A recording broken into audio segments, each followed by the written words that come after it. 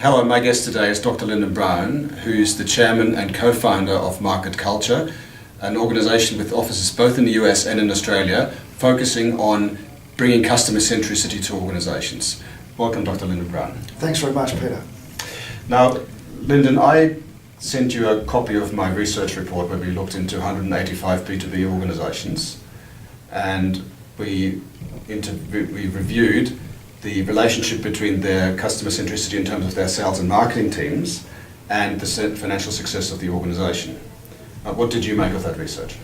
Peter, I think it was a very good piece of research and one that's really needed, because marketing and sales really are the front end of all organisations, and if any group needs to be customer centric, it's those groups, and they need to work together to do that. And I think your research actually found that when sales and marketing groups really collaborate and work together, it does generate improved business and financial performance. Yes, and in fact there were two criteria. One was that there's a combined head of sales and marketing together, and not two individual executives who then report to the CEO. And the other one was that organisations that performed better financially by far and away had more customer centricity in terms of their sales and marketing interactions. Right.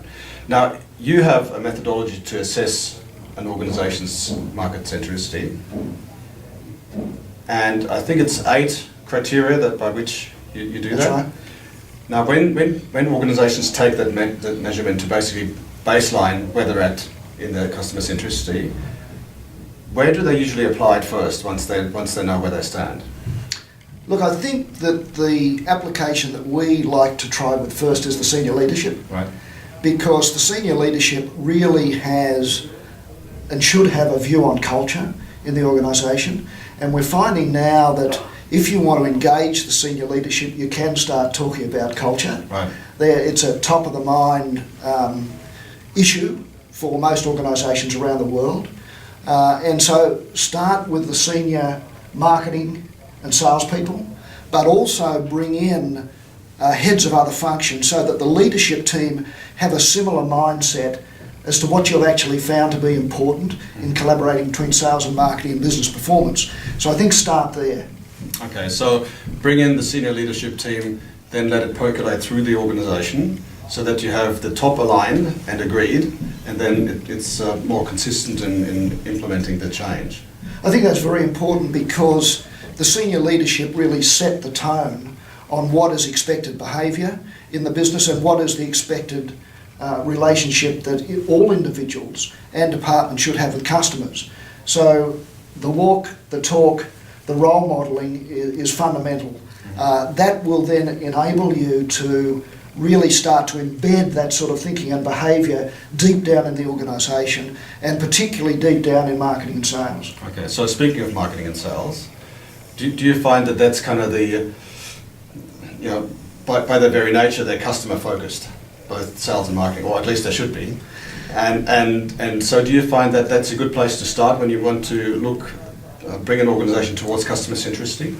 It is a good place to start, and I'll give you an example, and it's the Bank of New Zealand. Mm-hmm. There, the head of marketing, and also covering, I think, sales, has been involved in developing a whole customer-centric approach, particularly around digital marketing and selling. So that has been very, very successful for them, and has acted as a sort of percolator for other groups, within the bank to take a customer-centric role. Mm-hmm. Now, I think what has helped that particular group has been that the CEO of the bank and the senior leadership are on board with that, right, and they have a similar mindset. Okay.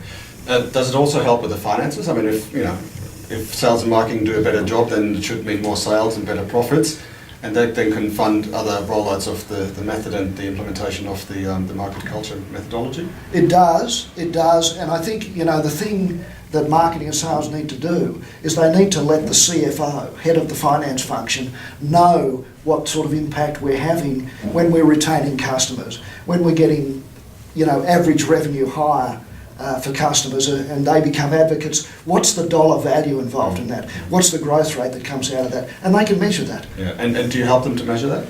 We do help them to measure that, where we give them a a methodology and a guideline to measure the lifetime value of customers and other metrics which really link into profit impacts of customer centricity. Well, it's always good to have the CFO on board, isn't it? Very, very good, because, you know, that person, if that person's an advocate, Yes. that's going to really galvanise the rest of the business. Yes, and of course the marketing people will be happy if they get more budget allocated to them, because people can actually see how tangibly it improves the bottom line, top line and the bottom line. Exactly. Yeah. Yep. No, all right. So what recommendations would you have to a client who's contemplating becoming more customer centric? Look, I think the starting point is to make sure that the mindset of the senior leadership is around customer centricity and what it actually means. So that there's a willingness to start with? Well, there's often a need for education. It's quite amazing. I mean, we might think that all senior leadership really understands this, but typically many don't. And, you know, that mindset might be something like they found in Air New Zealand, where they moved the mindset from we fly planes to we fly people. Right. And that, you know, that becomes then the basis for a transformation. So I think starting there and then going to measurement.